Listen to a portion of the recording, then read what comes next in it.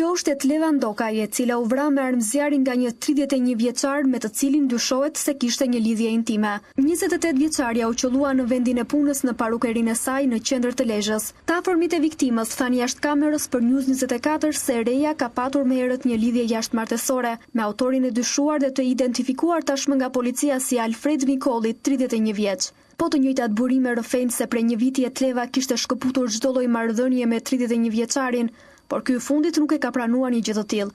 Viktima dhe autori sipas këtyre burimeve janë konfliktuar disa herë.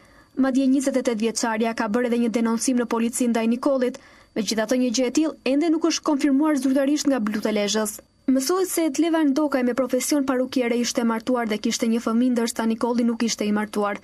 Me zitën e sotme, 31 vjeçari ka hyrë në sallonin e bukurisë së gruas dhe ka qelluar me armëzjarin ndërkohë që ajo ishte në prani të një klienteje. Gruaja është qelluar me 2 plumba, një në kokë dhe në këmbë.